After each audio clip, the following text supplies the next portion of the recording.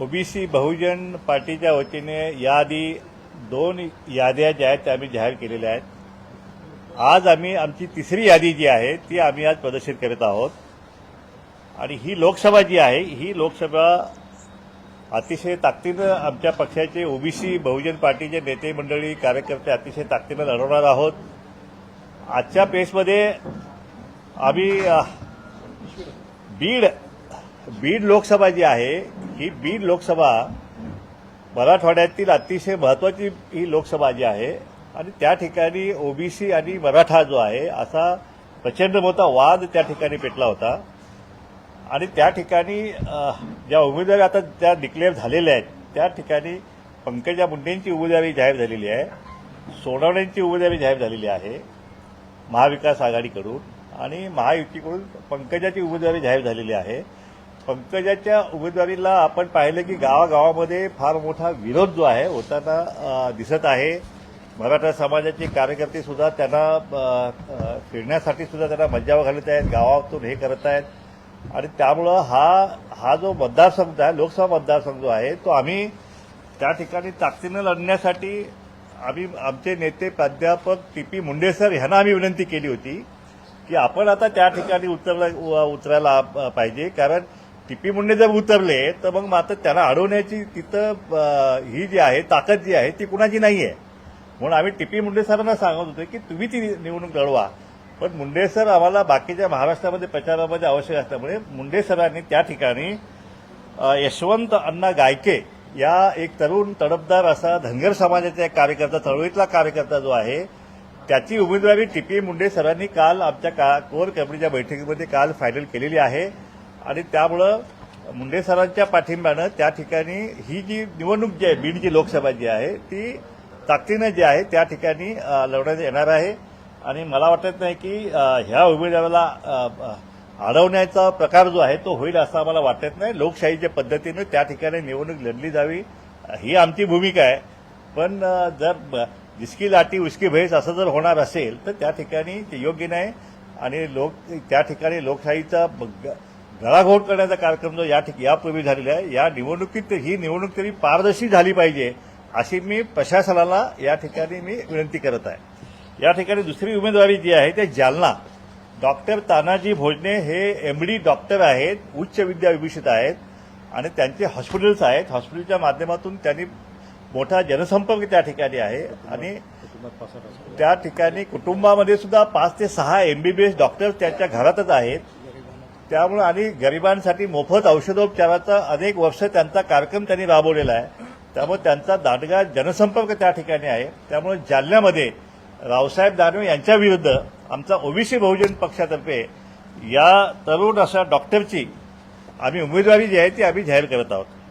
त्याचप्रमाणे अहमदनगर म्हणजे जे आता अहिल्यानगर त्या ठिकाणी नाव दिलेलं आहे त्या अहमदनगरची जे नगर दक्षिण त्याला म्हणतात ती जी लोकसभा जी आहे त्या ठिकाणी दिलीप खेडकर हे माजी सनदी आयुक्त होते आणि त्यांना प्रशासनाचा फार मोठा अनुभव आहे. आणि अशा एका अतिशय दांडगा अनुभव असलेल्या एका सनदी अधिकाऱ्याला जे आहे ते आम्ही या ठिकाणी उमेदवार म्हणून आम्ही हे केलेलं आहे. आणि त्या ठिकाणी नगर दक्षिणची जी निवडणूक आहे त्या ठिकाणी जवळपास 2 लाख लोकांचा ओबीसी बाहेरगाव मेळावा जो आहे त्या ठिकाणी झाला आहे. त्यामुळे महाराष्ट्रामध्ये जसं बीडमध्ये वातावरण आहे, जसं जालन्यामध्ये वातावरण आहे, तसंच वातावरण ओबीसीचं वातावरण जे आहे ते नगरमध्ये झालेलं आहे. त्यामुळं 2 प्रस्थापित, एकीकडे लंके, दुसरीकडे सुजय विखे पाटील आणि तिसरीकडे आमचा उमेदवार जो आहे तो त्या ठिकाणी ओबीसी बहुजन पार्टीच्या वतीने एकदम अतिशय स्ट्रॉंग असा उमेदवार आम्ही त्या ठिकाणी दिलेला आहे. आणि त्यामुळं ओबीसी बहुजन, ओबीसी भटकेमुक्त आणि मागासवर्गीय जे आहे यांची मतं जर पोलराईज त्या ठिकाणी झाली तर मग आमच्या उमेदवाराचा विजय जो आहे तो निश्चित त्या ठिकाणी मानला जातोय. या ठिकाणी चौथी उमेदवारी जी आहे ती सातारा लोकसभा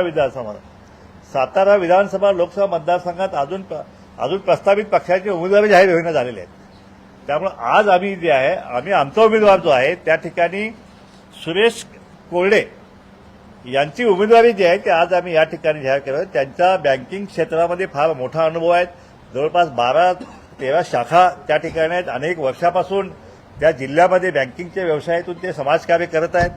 त्याचप्रमाणे ते मोठे उद्योग व्यावसायिकसुद्धा त्या ठिकाणी त्यांचं आहे आणि अशा प्रकारे एक माळी समाजामध्ये एक मोठं नेतृत्व जे आहे ते त्या ठिकाणी सातारा जिल्ह्यामध्ये ते आहे आणि त्यामुळं माळी, धनगर, वंजारी, बाकी तेली, माळी, साळी, कोष्टी, कुंभार हे ओबीसी जर त्यांच्या पाठीमागे ठामपणे उभा राहतील आणि त्यांची जी निवडणूक जी आहे ती सुद्धा निवडणूक जी आहे त्या ठिकाणी अतिशय मोठ्या फरकाने जे आहे ओबीसी बहुजन पार्टीचे उमेदवार त्या ठिकाणी जिंकल्याशिवाय राहणार नाहीत। या ठिकाणी सांगली लोकसभा जी आहे, सांगली लोकसभा हे मी स्वतः त्या ठिकाणी मी लढण्याचा यापूर्वीच मी घोषित केलेलं आहे, पक्षाने मला तिकीट दिलेलं आहे, वंचितनेही सुद्धा मला त्या ठिकाणी पाठिंबा दिलेला आहे। त्याचप्रमाणे आम्ही सुद्धा आंबेडकरांच्या अकोल्यामध्ये त्यांना पाठिंबा यापूर्वीच आम्ही त्यांना जाहीर केलेला आहे। सांगली लोकसभा जी आहे त्या ठिकाणी आता शिवसेनेचे एक पहिलवान उमेदवार उभा आहेत आणि भाजपकडून जे यापूर्वी जे भाजपचे उमेदवार होते ते त्या ठिकाणी उभे आहेत। पण सांगलीमध्ये सांगायचं झालं तर सांगलीमध्ये आज कुठलीही भाजपची लाट नाही, मोदीची गॅरंटी नाही आहे, त्या ठिकाणी राम मंदिरचा विषय नाही आहे आणि त्यामुळे मोदीची लाटसुद्धा नाही आहे। त्या ठिकाणी फक्त एकच सुप्त लाट आहे सांगली जिल्ह्यामध्ये आणि उर्वरित महाराष्ट्रामध्ये सुद्धा, ते म्हणजे ओबीसी आणि भटकेमुक्त जे आहे त्या विरुद्ध प्रस्थापित मराठा जे आहे ती एकच लाट जी आहे त्या ठिकाणी आहे। आणि त्या ठिकाणी सांगलीमध्ये जर बोलायचं तर गेल्या 10-15 वर्षामध्ये विकासाच्या नावानं बोंबाबोंब झालेली आहे, शहर बकाल झालेलं आहे, त्या ठिकाणी दुष्काळी भागाचा प्रश्न तसेच आहेत, तरुणांच्याकडे रोजगार नाही आहेत, जे काय ते तिथले प्रस्थापित जे आहेत ते सगळे आपापल्या संस्था कशा टिकतील आणि त्याच्यामध्ये ही निवडणूक झाली की ती निवडणूक झाली की कारखान्याची निवडणूक, मग पंचायत समिती, मग जिल्हा परिषद, मग बँका, ह्याच्यात इतके उभे पडून गेले आहेत। त्यामुळं त्या सांगली जिल्ह्याच्या प्रश्नाकडे लक्ष देण्यासाठी कुठल्याही नेत्याला आतापर्यंत वेळ मिळालेला नाही। त्या ठिकाणी जवळपास सांगली जिल्ह्याला 4 वेळा मुख्यमंत्रीपद मिळालेलं आहे, जवळजवळ 10 वर्ष त्या ठिकाणी महाराष्ट्राचा खजान्याची चावी सांगलीमध्ये त्या ठिकाणी होते, म्हणजे अर्थमंत्री जे आहेत ते आमचे होते, उद्योग मंत्री, सहकार मंत्री, अशा अनेक मंत्र्यांची मांदियाळी त्या ठिकाणी सांगलीमध्ये होती। पण त्याचा उपयोग जो आहे तो जिल्ह्याच्या विकासासाठी मात्र या नेत्यांना करता आला नाही आणि म्हणून सांगलीची जी निवडणूक जी आहे ती फार चुरशीची तिरंगी फाईट आता तर होणार आहे। जर काँग्रेसच्या उमेदवाराला आज सुद्धा त्यांचं तिकिटासाठी त्यांचं ते हे चालू अंतर्गत वाद सुरू आहे मोठा, आणि जर काँग्रेसचा उमेदवार जो आहे त्याला तिकीट नाही मिळालं तर ते अपक्ष लढण्याची सुद्धा आम्ही ऐकू त्यांचं चौरंगी जर ती झाली तर आमचा विजय आणखीन सोपा होणार आहे। तिरंगीमध्येच आम्ही विजयी होणार आहोत, कारण मागच्या वेळी ही लढत झाली होती त्यावेळी 3 लाख मतं वंचित बहुजन आघाडीचे पडळकरनाथ, त्यावेळी मी स्वतः त्यावेळी प्रचारात होतो, 3 लाख मतं त्यावेळी पडली होती। आता फक्त आणखी 1-1.5 लाख मतं जरी आम्ही वाढली तरी सुद्धा आमचा विजय हा निश्चित आहे। त्यामुळे सांगलीची जागा जी आहे ताकदीने आम्ही लढवणार आहोत, त्या ठिकाणी सुद्धा आम्ही हे लढवणार आहोत। काही ठिकाणी आम्ही आमचे उमेदवार जे आहेत ते पाठीमागे घेऊन आम्ही काही उमेदवारांना पाठिंबा पण दिलेला आहे। या ठिकाणी महत्वाची अशी जागा म्हणजे परभणी लोकसभा जी आहे त्या ठिकाणी आमचे ज्येष्ठ नेते हरिभाऊ शेळके यांची उमेदवारी आम्ही त्या ठिकाणी जाहीर केली होती। सांगली हरिभाऊ शेळकेंची उमेदवारी जाहीर झाल्या या ठिकाणी अशी चक्र फिरली की महादेव जानकरांना त्या ठिकाणी माढ्यामधून काढून घेण्यात आलं आणि त्या ठिकाणी त्यांना महायुतीच्या मार्फत त्यांना परभणीमध्ये त्यांना निवडणूक लढवण्याची त्यांना सूचना देण्यात आल्या।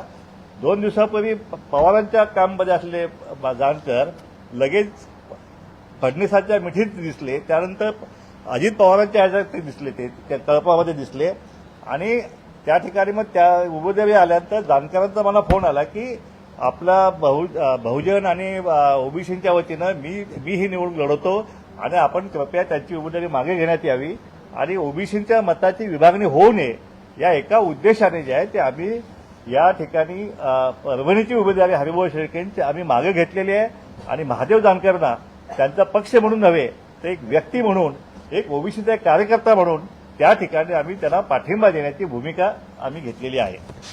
त्याचप्रमाणे या ठिकाणी यवतमाळ लोकसभेमध्ये आम्ही आमचे उमेदवार कुणाल जानकर यांची उमेदवारी आम्ही अर्ज दाखल केला होता, पण त्या ठिकाणी बंजारा समाजाचं जवळजवळ 5.5 लाख मतदान आहे आणि बंजारा समाजाचा जो उमेदवार जो आहे त्याला बाकीच्या ओबीसीने पाठिंबा मिळाला पाहिजे या हेतूने आम्ही आमचा उमेदवार मागे घेतला आणि बंजारा समाजाचे प्राध्यापक अनिल राठोड या ठिकाणी आता एकमेव बंजारा समाजाचे त्या ठिकाणी उमेदवार आहेत, त्यामुळं आम्ही त्यांना सक्रिय पाठिंबा जो आहे त्या ठिकाणी आम्ही अनिल राठोडना आम्ही सक्रिय पाठिंबा जाहीर करत आहोत।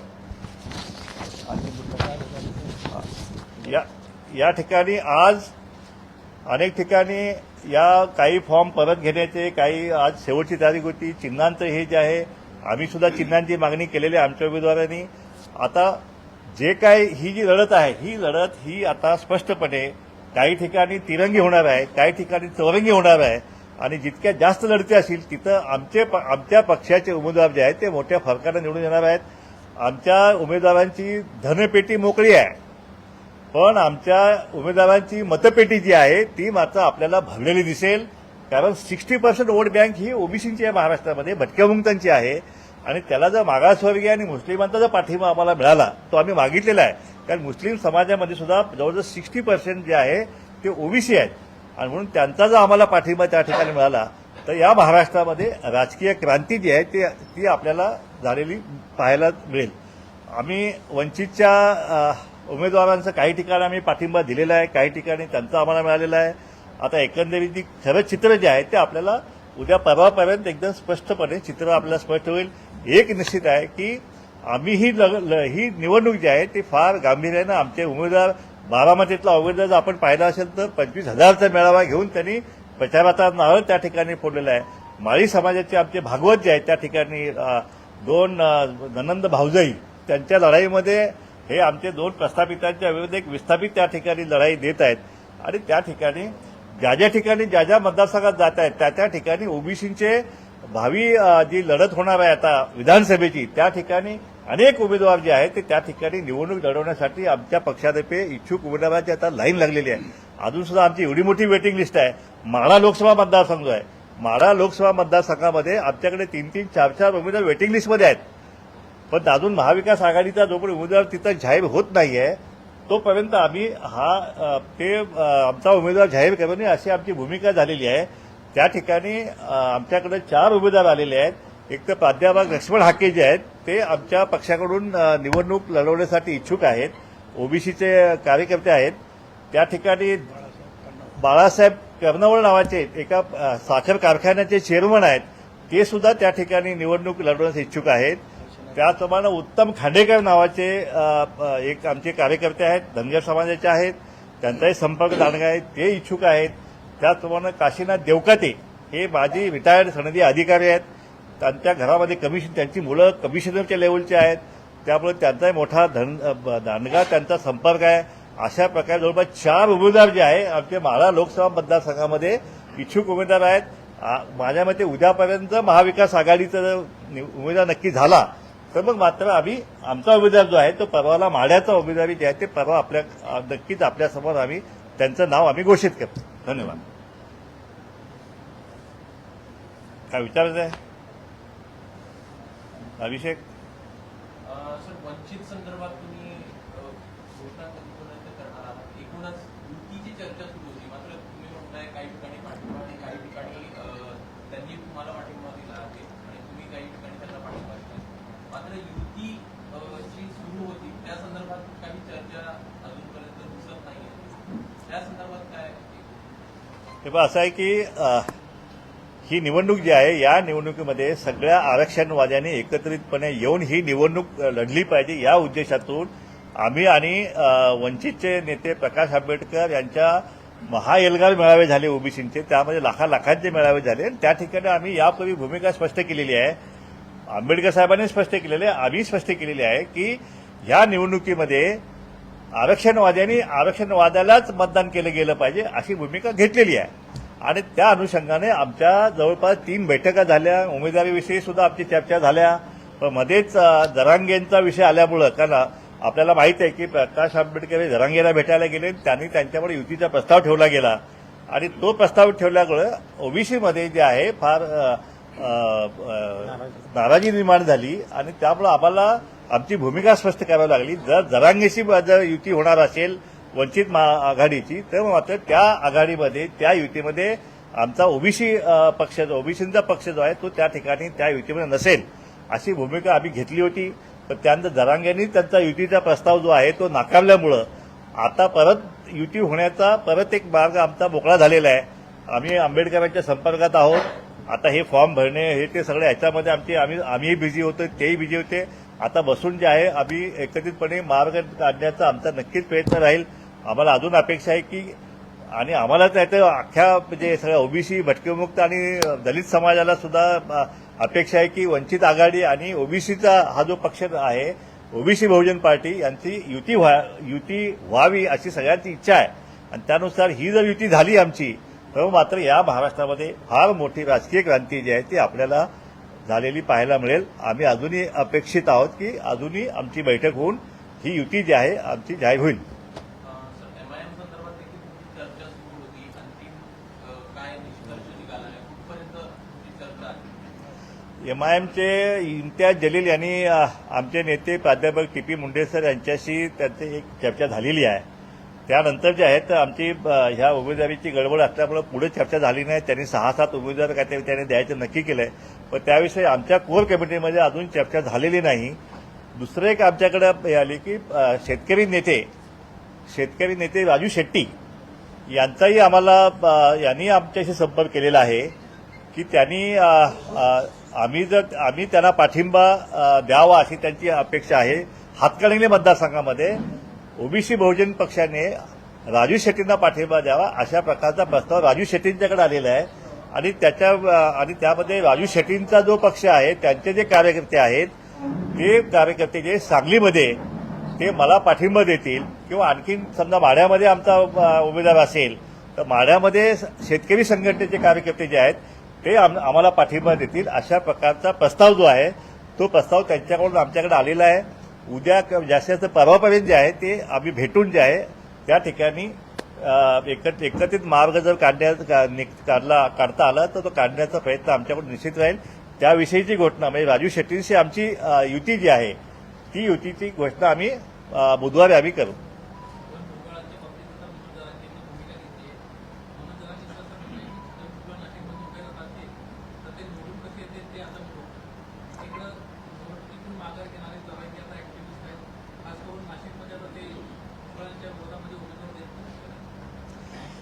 हे पहा छगन भुजबळ साहेब हे आमचे नेते आहेत. ओबीसी भटक्या मुक्तांचे नेते आहेत. गेल्या 35-40 वर्ष त्यांनी फार मोठं काम जे आहे या आमच्या आरक्षणाच्या संबंधी आमच्या प्रश्नांविषयी त्यांनी लढा दिलेला आहे.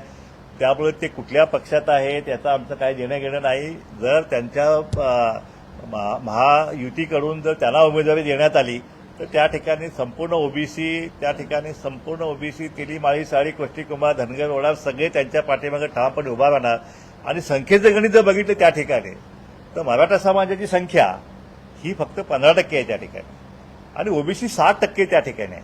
त्यामुळे संख्येच्या गणितामध्ये भुजबळांचा पराभव जो आहे तो करणं तितकं सोपं नाही आहे काय आणि म्हणून त्यांना पाडणं जे आहे ते पाडण्याची भाषा यापूर्वी पण त्यांच्याकडून झालेल्या आहेत आजही होत आहेत.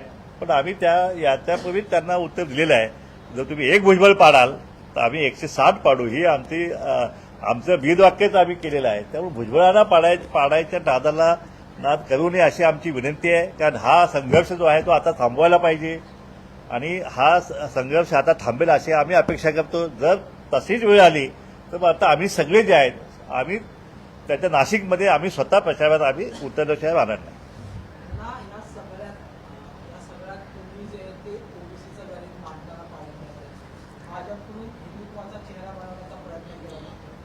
संपूर्ण प्रकरणात महत्वाचे जे मुद्दे आहेत त्यात मग बेरोजगारी असो शिक्षण असो किंवा महागाई असो हे सगळे डावलले जातात असं तुम्हाला वाटत नाही? कसं आहे की आता गेल्या 6 महिन्याचं या महाराष्ट्राचं जर आपण हे बघितलं वातावरण बघितलं तर ते फक्त आरक्षणाभोवतीच फक्त गुंडाळ असतं. त्याच्यामध्ये विकासाचे मुद्दे सगळे बाजूला पडलेले आहेत. जो तो उठतोय सरकार पण सगळं त्या आरक्षणासाठी रात्री बेरात्री GR काढायचे ओबीसीच्या आरक्षणाचं कसे तुकडे पाडायचे आणि कसं त्याचं लुटायचं ह्याचीच फक्त ह्या सगळी सरकार यंत्रणा गेली 6 महिने यातच बिझी होती. स्पेशल त्या अधिवेशन त्यासाठी घेतलं गेलं. अधिवेशनामध्ये बाकी विकासाचे मुद्दे काहीच घेतले गेले नाही.